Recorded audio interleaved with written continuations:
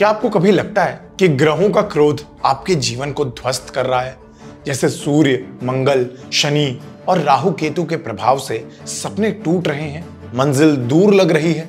पर क्या आप जानते हैं, एक समय ऐसा भी आया था जब ग्रह अपनी सीमा भूल गए थे और मनुष्यों पर अन्याय करने लगे थे। और इसी अंधकार में जन्मा एक शिशु जिसका हृदय अग्नि से भरा हुआ और आंखें प्रकाश से चमकती, पिप्लाद। एक ऐसा रूप जो ग्रहों के क्रोध को शांत कर और आपको उनके प्रभाव से सुरक्षा प्रदान करता है।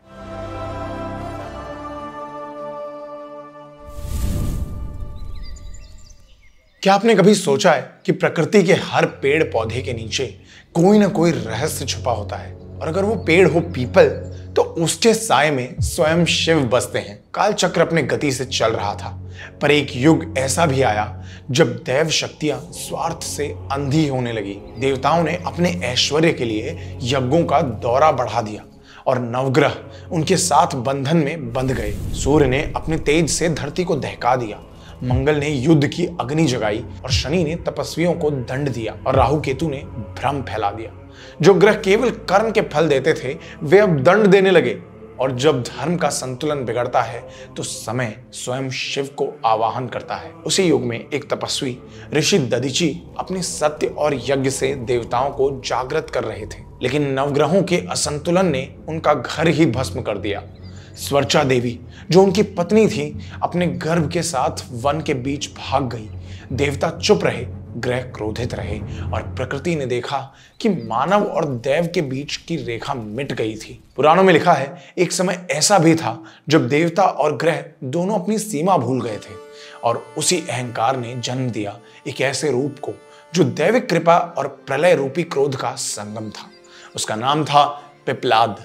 ये कहानी शुरू होती है एक तपस्वी से, ऋषि दधीचि से, वही महर्षि जिनके अस्थियों से इंद्र का वज्र बना। लेकिन इस कहानी में दधीचि नहीं, उनकी पत्नी स्वर्चा देवी के आंसू मुख्य हैं। जब नवग्रहों के प्रभाव ने उनके आश्रम को भस्म कर दिया, स्वर्चा देवी ने अपने गर्भ में पल रहे शिशु को एक पीपल के पेड़ के नीचे छोड़ दिया।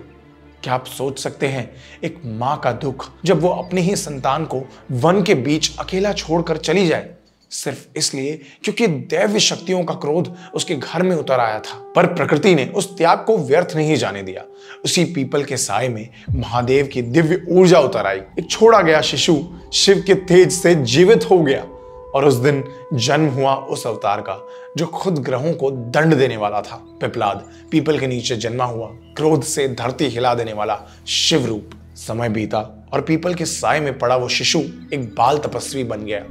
उसके नेत्रों में था अग्नि का प्रकाश और हृदय में एक ही सवाल, मैं कौन हूं और मेरा जन्म क्यों हुआ? वाणियों में उसने सुनी अपने पिता दधीचि की कहानी, जिनके त्याग से देवताओं को जीवन मिला, पर उनका अपना वंश मिट गया। पिप्लाद ने जब ये सुना तो उसके अंतर में बिजली से चमक उठी। यदि मेरे जन्म का कारण दैव का क्रोध है, तो मैं दैव के इस अन्याय का अंत करूंगा। उसने वन के बीच एक शिला पर बैठकर तपस्या शुरू की। ना भोजन, ना निद्रा, बस एक संकल्प, नवग्रहों का विनाश। उसके मंत्र उच्चारण से आकाश कंपित होने लगा। अग्नि ने अपनी लाल ज्वालाओं से उसका साथ दिया, वायु रुक गया और जल भी स्थाप हो गया। स्वर्ग में बैठी देवता सेना घबरा गई। शनि ने सूर्य से कहा, यह शिशु नहीं, प्रलय का अंकुर है। और तब सभी नवग्रह प्रकट हुए, सूर्य के तेज में, चंद्र के प्रकाश में, मंगल के अग्नि चक्र में। पिप्लाद ने आंखें खोली और उन सबको देखा। क्रोध से धरती डगमगाई। उसने कहा, तुमने तपस्वियों के घर जलाए, माओ के गर्भ छोड़े और अपने कर्तव्य को भूल गए। आज मैं तुम्हारा कर्तव्य समाप्त करता हूं। उसके हाथ से निकली दिव्य ऊर्जा जो सूर्य के तेज को भी धुंधला कर दे। आकाश के बीच ग्रह हिलने लगे और ब्रह्मांड का चक्र रुक गया। लेकिन उसी समय एक प्रकाश प्रकट हुआ। ब्रह्मा स्वयं आ गए। उन्होंने कहा, पिप्लाद रुक जाओ, ग्रह तुम्हारे शत्रु नहीं, वे तो कर्म के सेवक हैं। तुम्हारा क्रोध धर्म को तोड़ देगा। पिप्लाद ने आंखें बंद कर ली। कुछ पल के लिए शांति छा गई।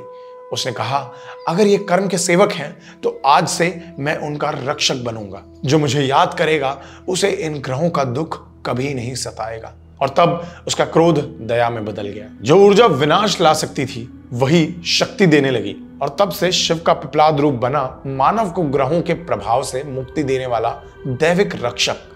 कहा जाता है आज भी जो पीपल के पेड़ के नीचे दिया जलाता है वो शिव के उस रूप को प्रणाम करता है जिसने देव के दंड को दया में बदल दिया। पर उसके हृदय में एक शून्य अब भी जल रहा था, एक सवाल, एक समझ कि न्याय और देव के कर्मों के बीच का सच क्या है। और इसी शून्य को महसूस करते हुए पिपलाद वन के बीच भ्रमण करने निकल पड़ा, जहां उसकी मुलाकात होने वाली थी एक निश्चल बच्चे से और एक ऋषि के मंत्र से जो उसे ब्रह्मांड के असली न्याय का दर्शन कराएंगे। क्या आप जानते हैं कि हर ग्रह, हर नक्षत्र अपने कर्म के नियम से बंधा होता है। उनका एक फर्ज होता है मनुष्य के कर्मों का फल देना और समय का संतुलन बनाए रखना। लेकिन एक समय ऐसा आ गया जब उनमें से एक ग्रह अपना फर्ज भूल गया। वो ग्रह था राहु। राहु जो ना देव था ना असुर, जिसका जन्म समुद्र मंथन के धोखे से हुआ था, जिसने अमृत का एक बूंद चुरा लिया था और अपने धर्म से वंचित हो गया था। अमृत ने उसे अमर तो कर दिया पर अधूरा, सिर्फ एक छाया, और उसी अधूरेपन ने उसके अंदर एक भयानक शून्य को जन्म दिया। समय के साथ राहु ने अपना कर्तव्य तोड़ दिया। उसने मनुष्यों के सपनों में भ्रम फैलाना शुरू किया, रोग, छायों और दुर्घटनाओं का कारण बना। शनि के साथ मिलकर उसने भाग्य के चक्र को तोड़ दिया। देवता देखते रहे पर कुछ कर नहीं सके, क्योंकि राहु शरीर नहीं सिर्फ ऊर्जा था, एक छाया जो सिर्फ तपस्या से रोकी जा सकती थी। कालचक्र अपनी गति से चल रहा था। पिपलाद अपनी तपस्या से निकलकर वन के बीच भ्रमण कर रहा था। वो समझना चाहता था कि देव और मानव के कर्मों के बीच की रेखा कहां मिलती है। एक दिन उसने देखा एक तपस्वी वन के किनारे रो रहा था। उसके पास एक छोटा बच्चा पड़ा था, निश्चल, शांत, जैसे जीवन ने उसे छोड़ दिया हो। ऋषि ने कहा, मेरे पुत्र ने केवल अपना दान देने से इनकार किया था और ग्रहों ने उसे दंड दे दिया। पिपलाद चुप रहा। उसके मन में शब्द गूंज उठे, ग्रह। फिर से उसने बच्चे के शरीर को अपनी गोद में लिया, आंखें बंद की और पीपल के पत्तों की खुशबू हवा में घुल गई। उसके हृदय से निकली एक मूल ध्वनि, जैसे ओम का प्रथम उच्चारण हो। धरती का कंपन बढ़ गया, नदियां स्थल बदलने लगी और आकाश के बीच एक तेज रेखा दिखाई दी। ये बच्चा निर्दोष है। अगर इसने दान से इनकार किया तो उसका पाप नहीं, उसका कर्तव्य था। पिपलाद के हृदय की तपस्या, उसके समझ और क्रोध, सब कुछ तैयार था इस अनन्य समय के लिए जब उसका असली कार्यक्रम शुरू होने वाला था। उसका ध्यान ब्रह्मांड के कंपन से भी गहरा था। उसके चारों ओर वायु रुक गई थी। उसके मंत्र से वन का हर पत्ता कांप रहा था।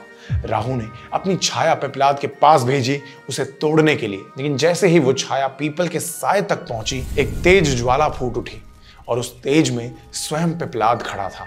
उसने आंखें खोली और बस एक दृष्टि से राहु ठहर गया। उसका भ्रम, उसका क्रोध सब जम गया, जैसे समय ही रुक गया हो। ब्रह्मा स्वयं प्रकट हुए और बोले, राहु तो कर्म का सेवक है, विनाश का नहीं। राहु ने झुककर सिर रखा और पिपलाद के सामने क्षमा मांगी। पिपलाद ने आंखें बंद की और कहा, जो ग्रहों का सम्मान करेगा वो उनके प्रभाव से मुक्त रहेगा। उस दिन से पिपलाद बन गए उन लोगों के रक्षक जो राहु शनि के दुख से गुजरते हैं। आज भी जब कोई पीपल के नीचे दिया जलाता है, कहा जाता है कि पिपलाद उसके कर्मों को शांति देता है और राहु के अंधकार को रोशनी में बदल देता है।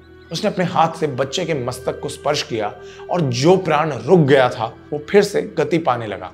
बच्चे ने आंखें खोली और पिपलाद के चेहरे पर देखा जैसे स्वयं शिव उसके सामने खड़े हों। वन के ऋषियों ने देखा कि एक देव रूप तपस्वी जो विनाश भी कर सकता था और जीवन भी दे सकता था। और उसी दिन से कहा जाने लगा, पिपलाद के पास सिर्फ दंड देने की शक्ति नहीं थी, बल्कि प्राण दान करने का वरदान भी था। बच्चे को जीवन प्रदान करने के बाद पिपलाद ने महसूस किया कि उसकी शक्ति सिर्फ मानव को बचाने के लिए नहीं, बल्कि ब्रह्मांड के कर्मों को भी संवारने के लिए है। और इस तरह जो शिशु जन्मा था, जिसके हृदय में अग्नि और आंखों में प्रकाश था, वही बना ग्रहों का रक्षक। पिपलाद के दर्शन और कृपा से जो भी अपनी श्रद्धा से पीपल के पेड़ के नीचे दिया जलाता है, उसके जीवन पर ग्रहों का क्रोध नहीं, बल्कि शांति और सुरक्षा छाती है। यही है दैविक शक्ति जो विनाश को दया में बदलकर मानव को ग्रहों के असंतुलन से मुक्ति देती है। अगर आप भी ग्रहों के प्रभाव से परेशान हैं या अपने जीवन में शांति और समाधान चाहते हैं, पिपलाद की कृपा आपके साथ है। ध्यान रखें, प्रकृति और दैविक शक्तियां हमेशा आपके रक्षा में हैं।